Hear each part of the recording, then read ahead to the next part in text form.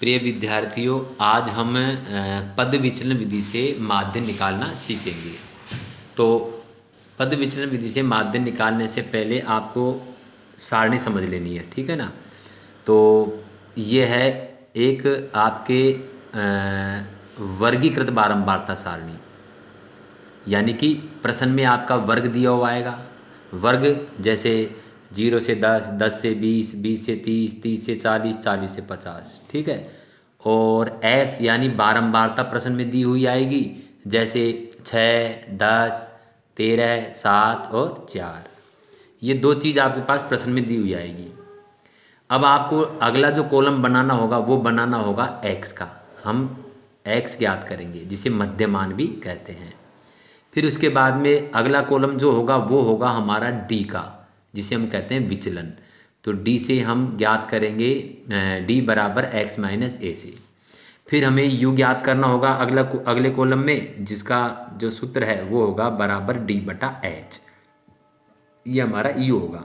फिर हम अगले कॉलम में एफ, जो हमारे ये एफ है, इसको जो हमने यू प्राप्त किया है इससे गुणा करेंगे, जिसे हम कहेंगे एफ यू, ठीक है ना। फिर जितने भी एफ यू हमारे पास आएंगे उन सब का हम सिग्मा कर लेंगे। सिग्मा यानी उनको जोड़ लेंगे। और हमारे जो बारंबारता एफ है इनको भी हम सिग्मा यानी जोड़ लेंगे। ये काम हमें करना होगा। इसके बाद में एक सूत्र है जिसे हमें याद करना है। सूत्र है एक्स बार बराबर ए प्लस सिग्मा एफ यू बटे सिग्मा एफ गुणा एच। इस सूत्र का प्रयोग करके हमें माध्य ज्ञात करना है। तो यहाँ पे जो आपका ये सूत्र में ए है, इस ए का मतलब होगा हमारा कल्पित माध्य। कल्पित माध्य जो माना जाता है, ठीक है, हम इसे मानेंगे। कैसे मानेंगे? जिस विचर राशि की बारंबारता सबसे ज़्यादा होगी। जैसे बारंबारता है ना हमारी, तो जैसे सबसे बड़ी बारंबारता कितनी है? 13। तो 13 के इस कॉलम में जो एक्स आएगा हमारा, ये हमारा ए होगा। ये हम मानेंगे, ठीक है, ये माना जाता है। फिर हमारे यहाँ पे जो एच है, सूत्र में एच भी दे रखा है, तो एच का मतलब होगा हमारा वर्ग अंतराल, यानी जो हमारा वर्गों का अंतर है ये हमारा एच होगा। जैसे इस प्रश्न में हम देखते हैं कि 0 से 10, 10 से 20, तो इनका जो अंतर चल रहा है वो 10-10 का अंतर चल रहा है। तो ये अंतर ही कहलाता है वर्ग अंतराल, जिसे हम लिखेंगे एच से, ठीक है। तो ये सारणी आपको याद रखनी है। आओ अब हम इसका एक प्रैक्टिकल भी कर लेते हैं। जैसे हमारा प्रश्न है, वर्ग दे रखा है 0 से 10, 10 से 20, 20 से 30, 30 से 40, 40 से 50। एफ हमारे पास दिया हुआ है 6, 10, 13, 7 और 4, ठीक है। अब यहाँ पे हमें x ज्ञात करना है, जिसे हम कहते हैं मध्यमान। तो x ज्ञात करने के लिए जो वर्ग हैं हमारे, इनको जोड़कर और 2 का भाग दे देंगे इनमें, तो हमारा x आ जाएगा। जैसे 10 में हमने 0 जोड़ा तो 10 आया, 10 में 2 का भाग दिया तो हमारा आया 2 पंजे 10, 5। इसी प्रकार 20 में 10 जोड़ा तो हमारा आया 30, 30 में हमने 2 का भाग दिया तो हमारा आया 15। तो यहाँ पे प्रत्येक बारंबारताओं को जोड़ देंगे और उनमें 2 का भाग देकर हम x प्राप्त कर लेंगे। तो यहाँ पे हम देखते हैं कि जो हमारा अंतर चल रहा है 10-10 का अंतर, वही अंतर यहाँ पे दिखाई देगा। 5, 10, 15, 10, 25, अगला 10 जोड़ दो 35, क्योंकि 10 का अंतर चल रहा है ना यहाँ पे, तो यहाँ भी 10 का अंतर चलेगा। 35 और 10, 45। जब आप इनको जोड़ोगे 50 और 40 90, और 90 में 2 का भाग दोगे तो 45 ही आएगा। 40 में 30 जोड़ोगे तो 70, और 70 में जब हम 2 का भाग देंगे तो हमारा आएगा 35। तो यहाँ पे आप एक बार दे के देख लो, जोड़ के 2 का भाग दे के देख लो, फिर जितना अंतर है वर्ग अंतराल है उतना ही आप जोड़ते चले जाओ। तो इससे आपके समय की बचत भी होगी, जल्दी काम होगा। इसके बाद में हमारा काम होगा ए, क्योंकि हम डी ज्ञात करेंगे तो x माइनस ए से ज्ञात करेंगे। तो ए हमें मानना होगा, जो हम सारणी के ऊपर लिख देंगे ए यानी कल्पित माध्य, जो कैसे माना जाएगा। सबसे बड़ा f देखते हैं, जो है हमारा 13, और वो इस 13 का x क्या है? 25। तो ये 25 हमारा हो जाएगा कल्पित माध्य, a बराबर 25। जिस विचर राशि की बारंबारता सबसे ज़्यादा होगी वही हमारा a होगा। फिर हम अगला कॉलम जब हमें डी ज्ञात करना है, उसका सूत्र होगा x माइनस ए, और ए हमारा है 25, तो यहाँ पे हम लिख देंगे 25। तो जितने भी हमारे x है सब में से हम 25 घटाएंगे। तो जैसे 5 है तो 5 माइनस 25, तो माइनस का हमारा बचेगा यहाँ पे 20, यहाँ लिख देंगे हम माइनस का 20। 15 माइनस 25, तो हमारा बचेगा माइनस का 10। 25 माइनस 25, तो हमारा बचेगा 0। 25 में से 25 गया 0। 35 माइनस 25, अब 35 प्लस का बड़ा हो गया, तो 35 में से 25 गया तो प्लस का बचेगा हमारा 10। 45 माइनस 25, तो यह हमारा बच जाएगा 20। तो ये जो तरीका है इसे आप ध्यान से देखें, ठीक है। फिर हमें ज्ञात करना होगा u। तो u ज्ञात करने के लिए आप जो सूत्र लगाओगे वो है हमारा d बटा h।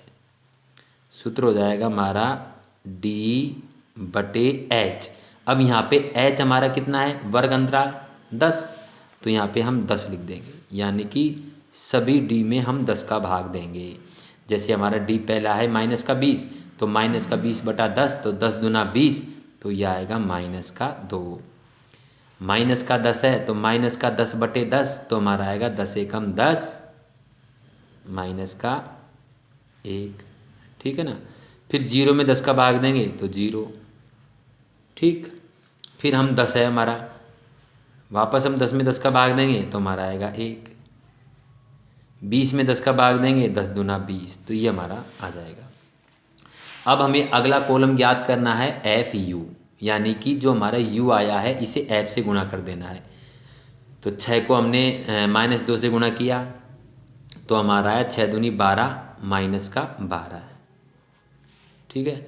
10 को -1 से गुणा किया, -10 एकम 10। हमने 13 को 0 से गुणा किया, 0। 7 को 1 से गुणा किया, 7 एकम 7। 4 को 2 से गुणा किया, 4 दूना 8।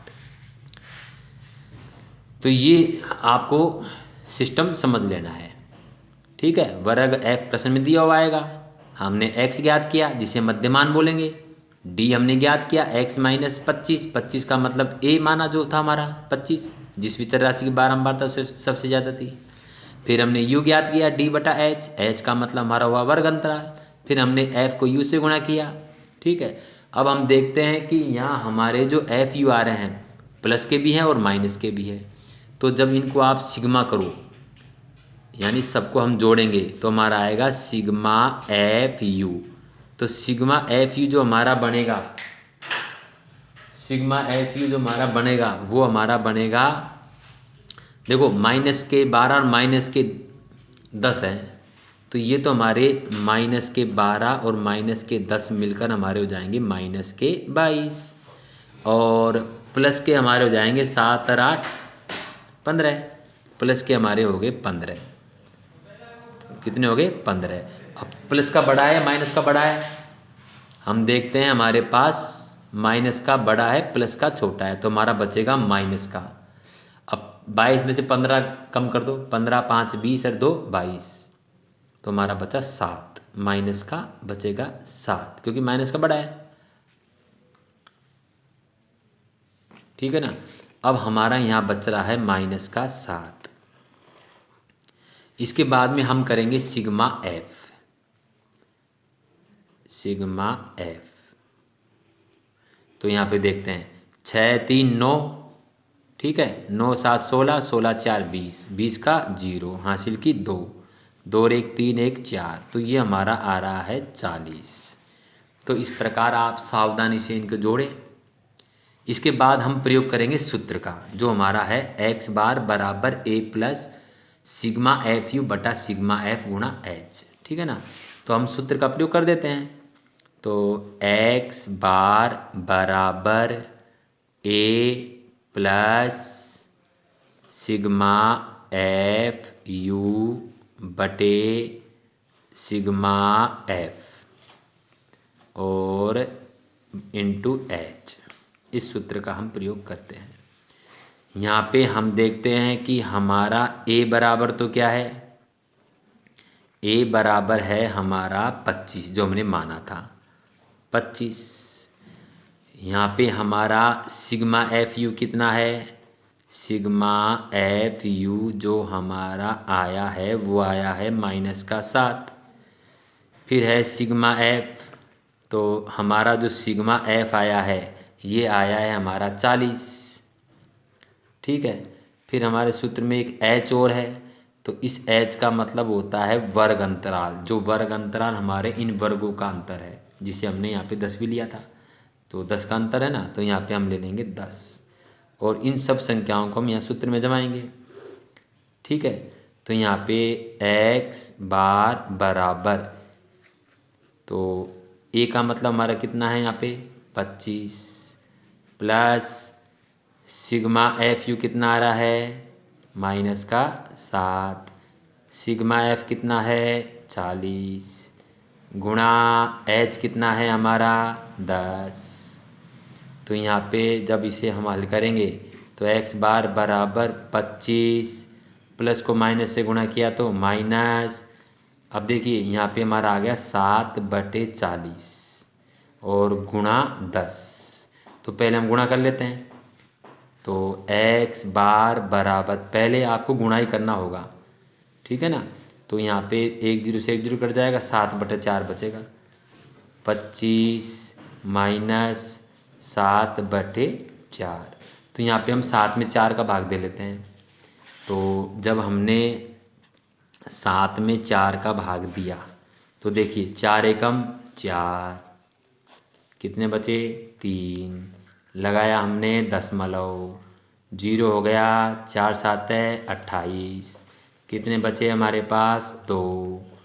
तो ये हो गए हमारे 20, 0 लगा के, और 4 पंजे 20, 1.75।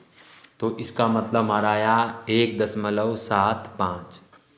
तो एक्स बार बराबर 25 माइनस 1.75। तो 25 में से 1.75 हम घटाएंगे तो 25.00 मान लेते हैं इसको, और इसमें से घटाएंगे 1.75, तो 1.75। तो यहाँ पे जब माइनस करेंगे तो 10 में से 5 गए तो 5, 9 में 7 गए तो 2 पॉइंट, यहाँ रह गए 4, 4 में से 1 गया तो 3 और 2 का 2, 23.25। तो जब हमने इसको हल किया तो हमारा एक्स बार आया बराबर 23.25, 23.25। तो इस प्रकार आप पद विचलन विधि का प्रयोग करके और समांतर माध्य ज्ञात करोगे। यहाँ पे समझने की जो बात थी हमारी वो थी ये सारणी, ये सारणी समझने की बात क्या थी हमारी, ये सारणी जिसमें वर्ग और एफ प्रश्न में दिया हुआ आएगा, आपको एक्स ज्ञात करना है, ठीक है ना। एक्स कैसे ज्ञात किया हमने, एक्स हमने ज्ञात किया वर्गों को जोड़कर 2 का भाग देकर। फिर हमें डी लेना होगा, डी एक्स माइनस ए हमारा कहाँ से आया, कल्पित माध्य जो हमने माना है। किसे माना है, विचर राशि यानी एक्स, ये सब विचर राशियाँ हैं, जितने भी एक्स आ रहे हैं ना हमारे। तो जिस विचर राशि की बारंबारता सबसे ज़्यादा है, तो सबसे ज़्यादा किसकी थी 13, किसकी थी 25 की, तो हमने ए माना 25। तो यहाँ पे हमारा जो कॉलम था वो हो गया एक्स माइनस ए, जो हमने यहाँ पे किया है एक्स माइनस ए यानी 25। फिर हमने यू ज्ञात किया d/h, तो यू हमने कैसे ज्ञात किया था, डी हमने जो ज्ञात किया था उसमें हमने एच यानी वर्ग अंतराल का भाग दिया। फिर हमने एफ गुणा यू किया, ठीक है। फिर उसका सिग्मा यहाँ पे हमने किया, उसका क्या सिग्मा एफ यू, और यहाँ पे हमने सिग्मा किसका किया, यहाँ पे हमने किया सिग्मा एफ का, ठीक है। फिर हमने सूत्र का प्रयोग किया जो था हमारा एक्स बार बराबर ए प्लस सिग्मा एफ यू बटा सिग्मा एफ गुणा एच। तो यहाँ पे इससे पहले जो कल आपको विधि बताई थी वो आपको बताई थी हमने विचलन विधि। तो देखो विचलन विधि में जो कॉलम बने थे ना हमारे, विचलन विधि का जो सारणी में हमने कॉलम बनाए थे, तो उसमें क्या कॉलम थे, वर्ग हमारे पास प्रश्न में आया, राइट, एफ भी हमारे पास प्रश्न में आया, राइट। फिर हमने उसमें क्या ज्ञात किया, डी हमने ज्ञात किया। पहले तो एक्स ज्ञात किया मध्यमान, ठीक है, फिर हमने ज्ञात किया डी जिसका सूत्र होता था एक्स माइनस ए। फिर हमने ज्ञात किया एफ डी, एफ और डी, यानी एफ को डी से गुणा कर दिया। और एफ को डी से गुणा करने के बाद में जो हमने नीचे सिग्मा किया, वो सिग्मा किसका किया हमने, एक तो हमने सिग्मा किया एफ डी का, जिसे लिखा हमने सिग्मा एफ डी, इनका सबका सिग्मा किया हमने। और एक सिग्मा किया था हमने सिग्मा एफ, ठीक है। और यहाँ पे हमने जिस सूत्र का प्रयोग किया था वो था हमारा एक्स बार बराबर ए प्लस सिग्मा एफ डी बटे सिग्मा एफ, इस सूत्र का हमने प्रयोग किया था। तो ये विधि हमारी थी, ये विधि कौन सी थी हमारी, ये थी हमारी विचलन विधि, ये हमारी थी विचलन विधि, विचलन विधि जिसे हम कल्पित माध्य विधि भी कहते हैं,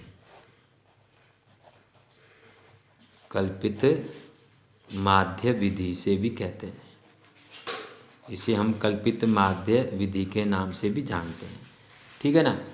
और आज जो आपको बताई थी वो थी हमारी पद विचलन विधि। तो देखिए इसमें कितना अंतर है ये समझना है आपको। पद विचलन विधि, तो यहाँ पे हम देखते हैं एक बार पद विचलन विधि में, है ना। तो इसमें भी आपके पास प्रश्न में जो आएगा वो वर्ग और एफ तो प्रश्न में दिया हुआ आएगा, यानी आपके पास वर्ग भी आएगा प्रश्न में और आपके पास प्रश्न में एफ भी आएगा, है ना। तो फिर आपको क्या ज्ञात करना है, एक्स ज्ञात करना है। यहाँ भी हमने एक्स ज्ञात किया था मध्यमान।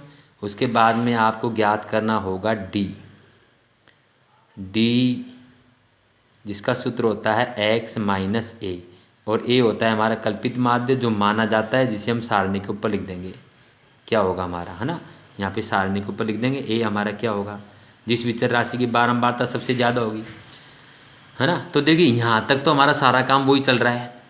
यहाँ हमने एफ डी किया ना, तो यहाँ हमें एफ डी नहीं करना है, यहाँ हमें यहाँ से थोड़ा सा एक अलग कॉलम बना देना है यू वाला, जिसका सूत्र होगा हमारा डी बटा एच, इसका प्रयोग कर दोगे डी बटा एच का, ठीक है। और डी बटा एच होते ही फिर आपका जो यू आया है इसे हम कर देंगे एफ यू, बस इतना सा कॉलम आपको एक अलग से करना है। थोड़ी सी अपन को अलग से इतनी सी बात लिखनी है। इसके बाद में यहाँ पे आपको इनका सिग्मा करना है, एफ यू, जितने भी एफ यू आएंगे इन सब का हम कर देंगे सिग्मा एफ यू। और यहाँ पे हम सिग्मा करेंगे एफ का, सिग्मा एफ। तो आपको यहाँ देखना है कि इस विधि में और इस विधि में कितना अंतर है। देखिए वर्ग एफ प्रश्न में आएगा, वर्ग एफ प्रश्न में आ गया, एक्स भी प्रश्न में एक्स हम ज्ञात कर लेंगे, यहाँ भी हम ज्ञात करेंगे, डी हम ज्ञात करेंगे, यहाँ भी हमें डी ज्ञात करना है, ए मानना पड़ेगा यहाँ भी और यहाँ भी। फिर यहाँ पे हमने एफ डी किया, यहाँ पे हमने एफ डी नहीं किया, यहाँ पे हमने किया एफ यू, तो इसके लिए हमें यू ज्ञात करना होगा बस। तो यू कैसे ज्ञात किया, डी बटा एच से। फिर एफ यू किया, यहाँ पे सिग्मा एफ डी किया, यहाँ पे हमने सिग्मा एफ यू किया, यहाँ पे हमने सिग्मा एफ किया, यहाँ पर भी सिग्मा एफ किया। इसके बाद में जो सूत्र था हमारा उस सूत्र का प्रयोग कर दिया।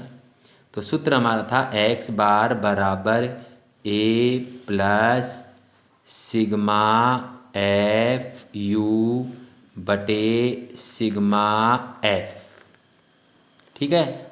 इसको गुणा कर दिया हमने एच से, तो इस सूत्र का हमने प्रयोग कर दिया। तो इस प्रकार आप इस पद विचरण विधि को ध्यान से समझें और इसके सभी प्रश्नों का आप हल करने का अभ्यास करें और इन प्रश्नों को अपनी नोटबुक में करें और कार्य आप अपना जांच कराएं। धन्यवाद।